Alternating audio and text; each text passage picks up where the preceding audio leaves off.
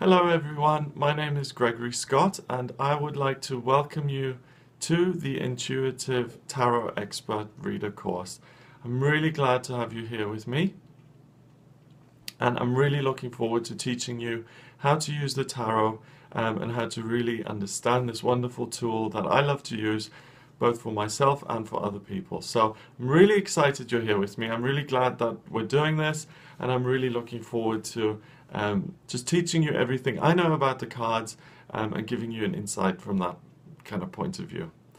It's a great tool that if you watch the daily videos you'll know is able to really look at the energies that are about. It's a wonderful tool to give you an understanding of what's actually occurring. It's great for forecasting really what energies are coming up in the future, and it really gives you a wonderful understanding of all the life themes that really are available. They're all contained in the 78 cards, so it's wonderful. Okay, so I just want to give you a brief rundown of what I'm going to be covering in this course. This intro is just going to give you a quick insight into how the course will be split up into different sections. And the first thing I'm going to have a look at with you is interpretation, how to actually approach the cards, how to look at the meanings from them, what kind of things to look out for, and we'll look at all the different tools that you can use before you actually look at the meanings of the cards themselves that you can use to understand them. The next session is going to be on the major arcana and is going to focus on the Fool's Journey. So cards through from 0 to 21, the big cards of the tarot, the first 21 cards. And I'm going to give you a real understanding of what each one of those cards means and how they all work together to create a cohesive kind of meaning. The next section of the course will focus on the minor arcana. So all the rest of the 78 cards. We'll have a look at each one, the numbers involved, and we'll also have a look at the ace cards that are part of those minor arcanas. Section 4 of the course will focus on the court cards, so those are the queens and kings, and looking at what these mean. I've decided to make that separate because people have mentioned to me that often it takes a little bit longer to remember these, so we're going to spend some time on those, see how to really make them clear to you. Then I'm going to have a look at the different type of spreads that you can do with the cards, so things like the Celtic Cross 5-card spread and the 3-card spread, which I use on YouTube. And then finally I'm going to have a look at forecasting. So this is really something that a lot of people are going to be interested in. Getting yes and no answers from the cards, looking at timings, how to predict those, and getting all those kind of practical, concrete tools in place that really make the tarot such a wonderful tool. Okay, so that's really what this course is going to consist of. What I just want to mention really before we get started in terms of the interpretation, the way I use tarot cards and the way it is an important question to really spend some time looking at. You can either be an intuitive or a psychic who uses your intuitive abilities and just knows things and gives answers and without any tools. You know, there's a lot of famous intuitives who work this way and they trust their own intuition and they trust their own gut feeling. That's one way of doing it. Then there are people who use tools like the tarot, like astrology, like runes, and they exclusively use these tools to give them answers. So these people often don't see themselves as particularly gifted or special. They just use whatever tool they've got, they look at what it means, and they get their answers that way. And they really put all their trust and all the trust into the runes or the cards or the numbers. Okay? And the way I'm going to look at doing this is a combination of these two things. So I'm going to look at the cards and teaching you how to use those.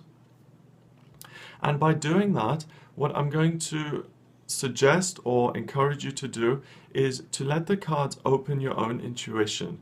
So you're going to be listening to two things. You're going to be listening to the cards and seeing what they say in response to a situation and answering a question using the tool, but then also listening to your inner voice, to your inner guidance system.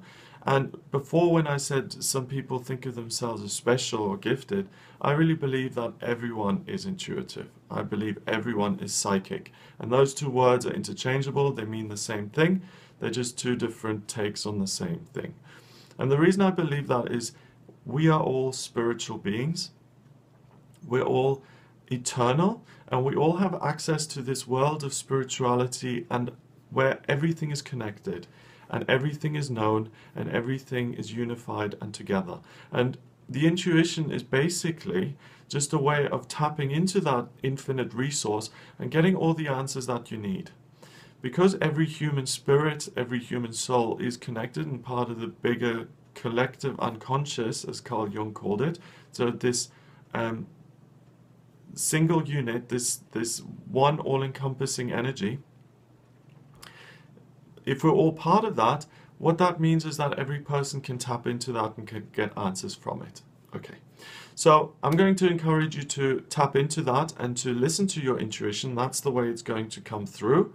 And so you're going to be giving answers based on the skill that we're looking at the moment, which is the tarot cards, and you're also going to be using your own internal guidance system to either add meaning to it or to give you a specific take on a card or to alter the meaning in some way. But by doing it this way, it means that you don't just give stock answers to a situation.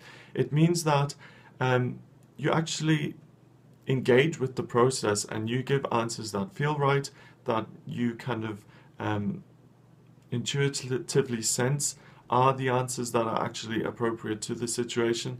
And what that means in practice is that you give the most accurate reading possible.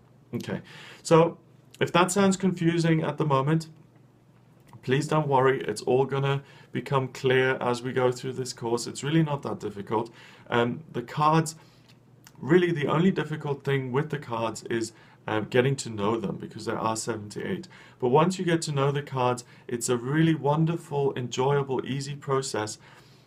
And the great thing is there's so many different ways to associate meanings to the cards and to kind of hook into the meanings that you'll never be at a loss, or you'll never have kind of a lack of insight, or you'll never fail to receive a message, just because the cards are so wonderful, they are so visual, and they will always offer you some information on the situation you're inquiring about. Okay. Coming back to the intuition and the way that works, some of you are, like in the real world, some people are visual learners, some people are more kind of kinetic learners. They like to move around and be active and do things. Some people like to hear and learn that way, and some people are guided by physical connection with things, so by touching things, by feeling things. That's how different people learn different things. Okay, so I'm going to try and accommodate that in terms of using images of the cards here in these videos, and by explaining things, and you can listen to me and see me and all of those things. But also, if you apply that same principle to your intuition, it works exactly the same way. So there's 4 things that you're going to be using. There's clairvoyance, clairsentience, clairaudience, and claircognizance. And just like the way some people listen or touch or like to see things, in the intuition world it's exactly the same thing. Some people are going to have a preference for something, some people will like all of them, and some people will find that one is particularly strong. Okay, so when we're reading the cards, if you're someone who's particularly clairvoyant, it means that you're going to get your message through seeing. Clairvoyance is French for clear vision. So your intuitive information is going to come through the images, and it might be that when you're reading a card and when you're giving your answer, that an image pops in your head to complement the message that the card's giving you. That could very well happen. The next option is clairsentience, and what that indicates is that you're going to get a feeling, clear feeling. and you look at a tarot card and your intuition kind of qualifies that message by a feeling you get. So it could be a feeling of happiness or dread, and you listen to that and you make sure you include that and you deliver that message including that feeling. The next clair, as they're known, is clairaudience, and that's clear hearing. Could be that when you read a card and you look at the image, that you in your kind of in the ear of your mind you hear a message and something just comes in. And don't worry, I don't expect you to be hearing voices or to start communicating with spirits. We're not doing that.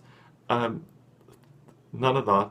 It's just your internal guidance system giving you a message via your internal hearing system. And then the final one is claircognizance. And this is clear knowing. So you look at the card and you just know what the message is. It just comes in, you can't explain it, you don't know why, but the message comes in loud and clear and you just know what the cards are trying to tell you. Okay, so those, just be prepared and kind of use your own, keep a note of that, the way your own messages come through when we start actually doing some of these readings. And you'll start to find out which one really is most natural for you. And even if you don't figure that out, doesn't matter, the information will come in one way or another.